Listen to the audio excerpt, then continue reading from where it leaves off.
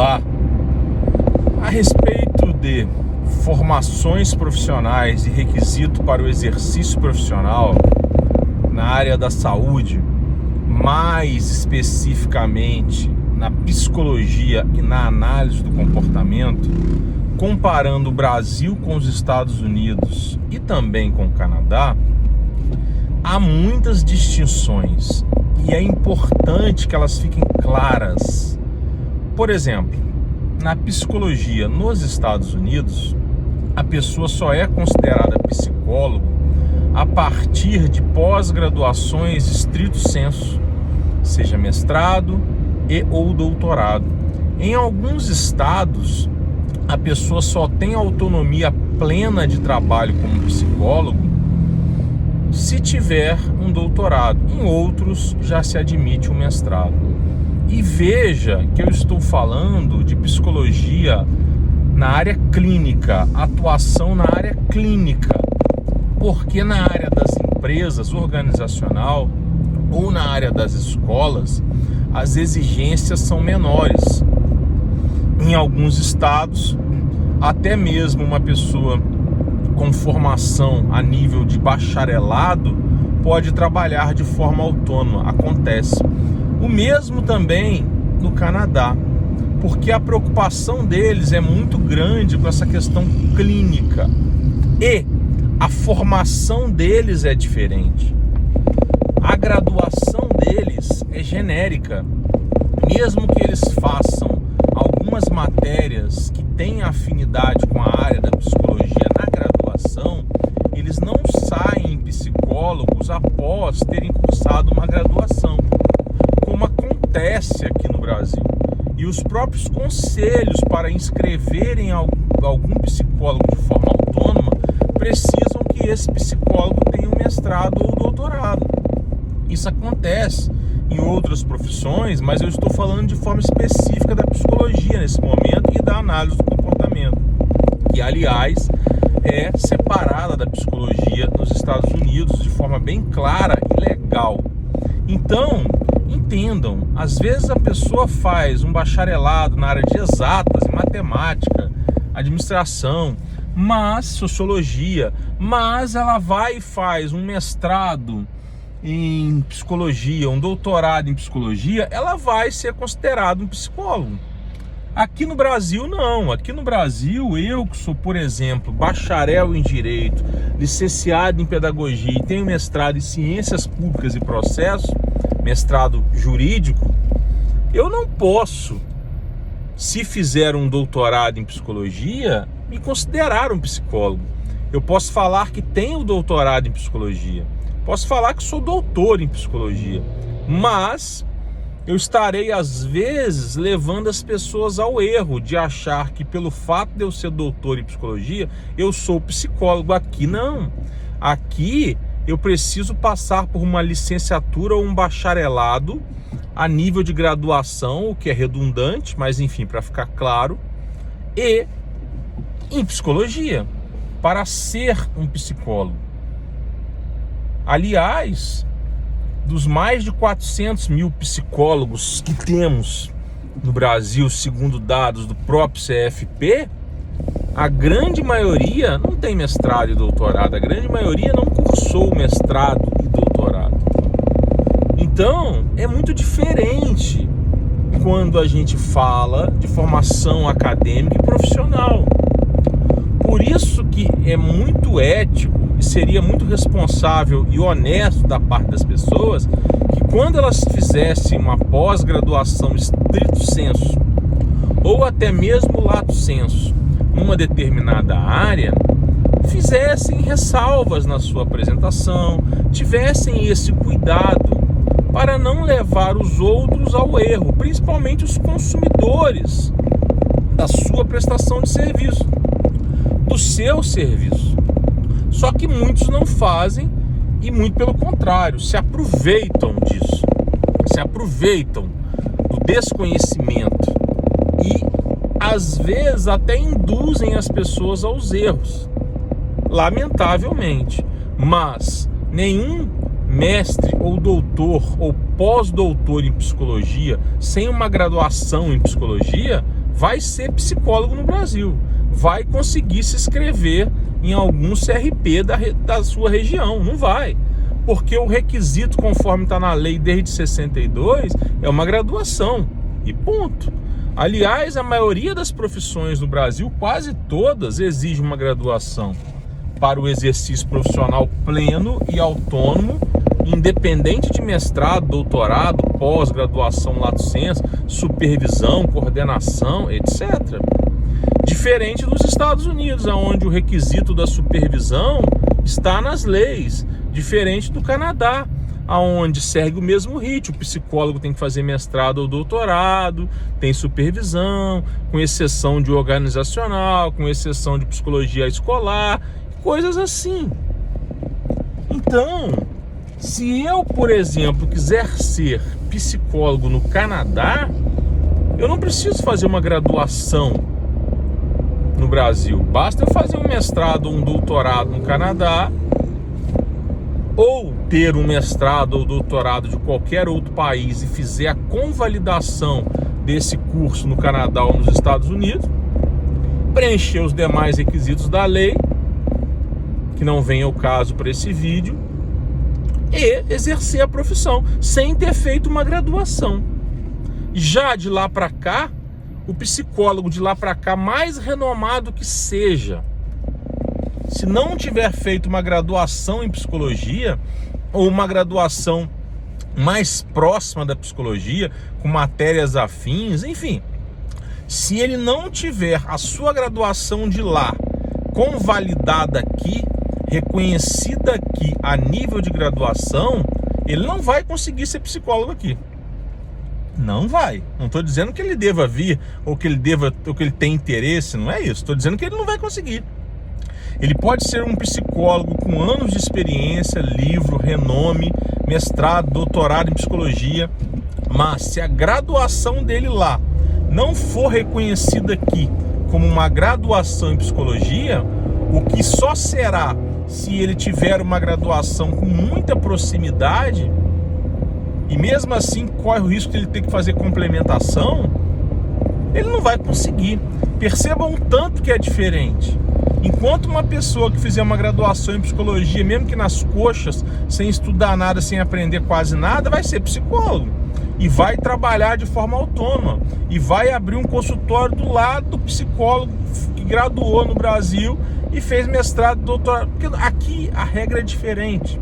Se é bom ou ruim é outra discussão.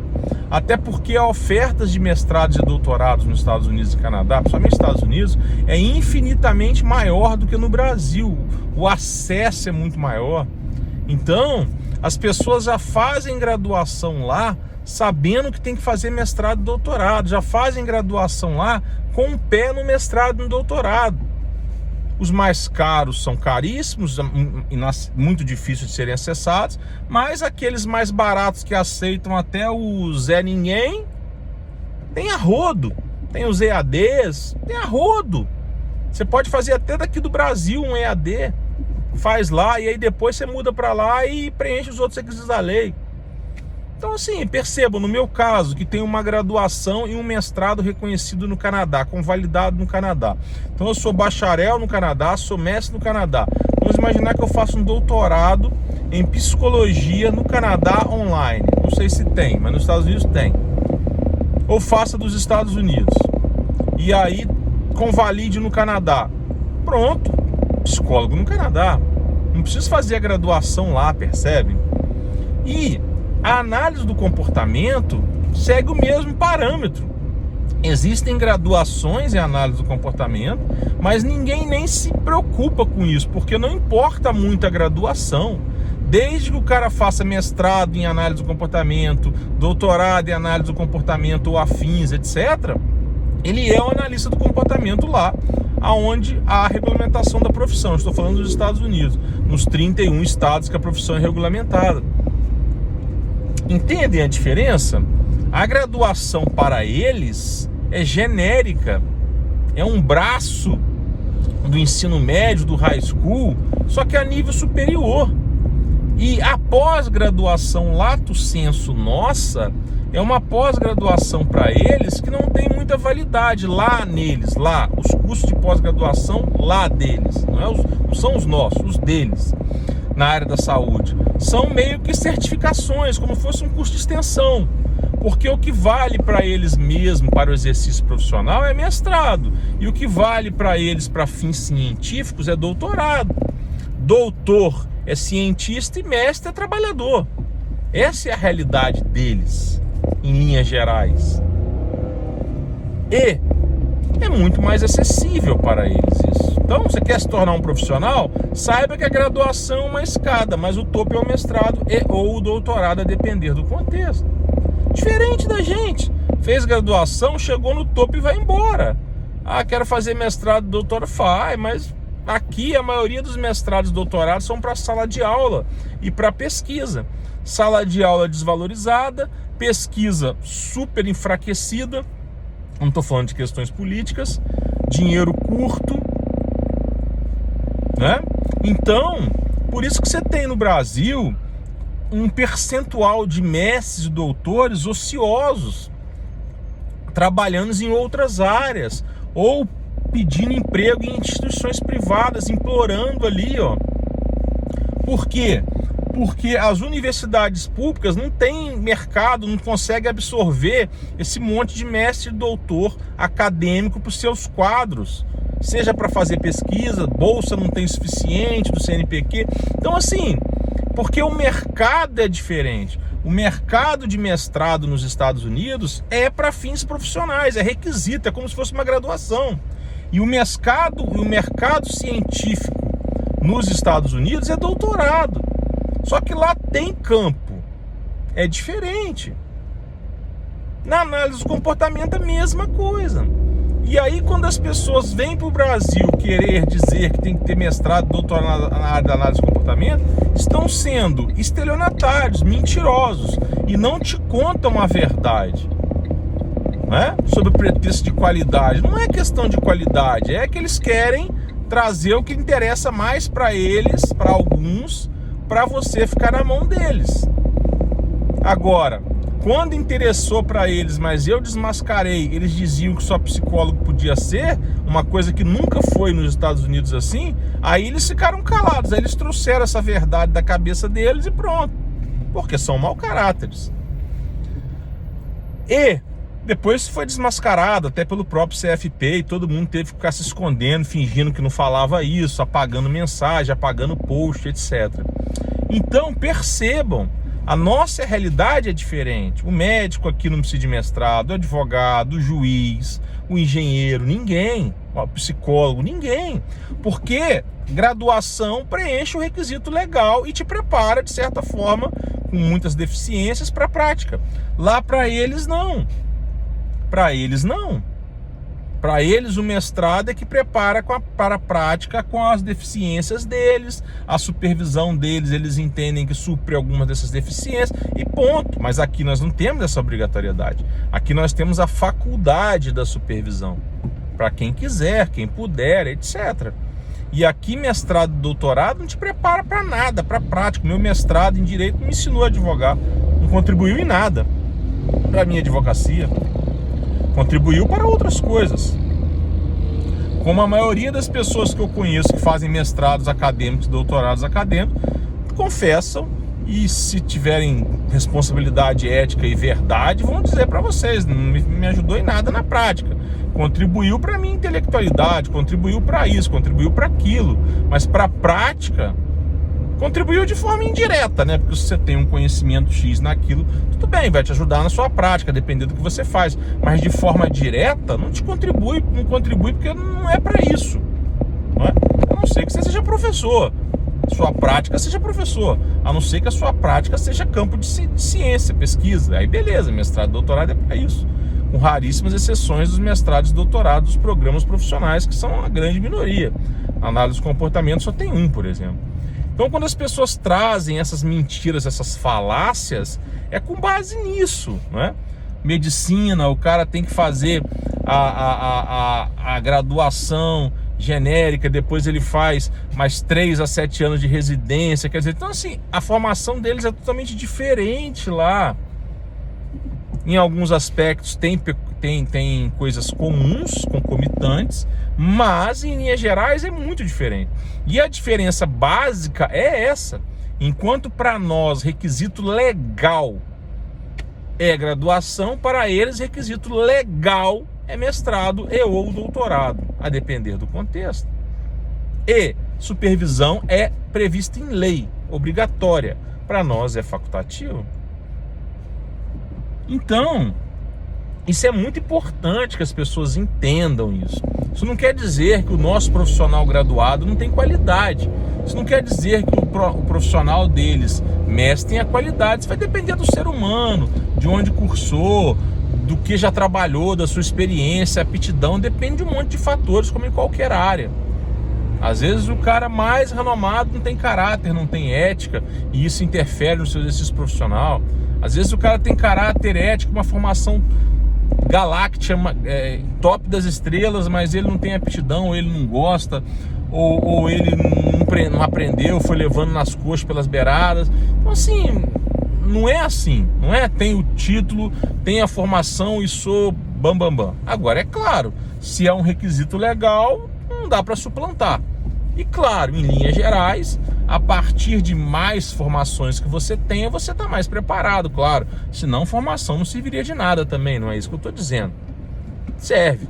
Só estou dizendo que você não pode usar isso como escudo, né? E formações são formações. Às vezes você está preparado para uma coisa X ou para Y. Às vezes você está preparado para ser um psicólogo organizacional e não um terapeuta, e não um psicanalista. Às vezes você está preparado para ser um analista do comportamento aplicado aos esportes, não para trabalhar com a população neurodivergente. Enfim, aliás, uma outra coisa que eles têm muito lá nos Estados Unidos por questões de mercado, business, sob pretexto de qualidade, até alguns casos funciona como qualidade, outros não. Na análise do comportamento é muito comum, que é a certificação Board BCBA. Quais são os requisitos para o cara ser um BCBA? Estudar e fazer uma prova, ter um coursework, né, específico em aba, e ter um mestrado. Quer dizer, o mestrado pode ser genérico. Eu tenho um mestrado em Ciências Públicas e Processos na área do Direito. Se eu estudar a aba, eu tenho um curso que pode ser equiparado a um coursework, que aliás é muito melhor, né? Tem muito mais requisitos do que a Board BCBA exige, que é a pós-aba do IAC, é muito superior. Aliás, a pós-aba e IAC começou se espelhando nas ideias da Board BCBA, mas desde o começo, lá em 2017, 2018, já tinha mais conteúdo programático, mas enfim, hoje então nem se fala. Mas vamos imaginar, eu pego a minha pós-aba, transformo no coursework, pego o meu mestrado que não tem nada de aba, estudo, faço a prova, faço horas supervisionadas, atendendo, torno um BCBA. Quer dizer, você vai dizer que 1.000 horas, 1.500 horas que eu fizer supervisionada vão me tornar um BCBA top das galáxias? E eu vou estar lá apto para exercer a profissão, percebe? Então não é porque o cara é um BCBA também que ele é bom. Às vezes não é, né? Não estou dizendo que eu não seria, talvez seria, talvez não. Só estou dizendo que a própria certificação internacional, a mais renomada a nível de análise do comportamento nos Estados Unidos, não garante uma qualidade. Pode ser que eu faça horas supervisionadas ali ligadas aos esportes, às empresas, à gerontologia, e aí pego o meu BCBA e vou atender autismo porque dá mais grana. Se não houver uma denúncia na board disso, ninguém vai ficar sabendo, eu vou estar ali atendendo. Então assim, abram os olhos, entendam, não é? Quem é o cara, que tipo de formação que ele tem, que tipo de bagagem, como que funciona. Eu chamo isso de teoria da aparência, né? O cara fala, o cara é administrador de empresa, aí tem um doutorado em psicologia, aí ele fala que é psicólogo, as pessoas acreditam, né? O Brasil é assim também, as pessoas acreditam em tudo também, não procura saber, é mais fácil acreditar do que abrir para ler, do que estudar. Bem, então é isso, tá? Um abraço para vocês, fiquem atentos aos requisitos legais, à ética e às pessoas que não se escondem atrás de titulações.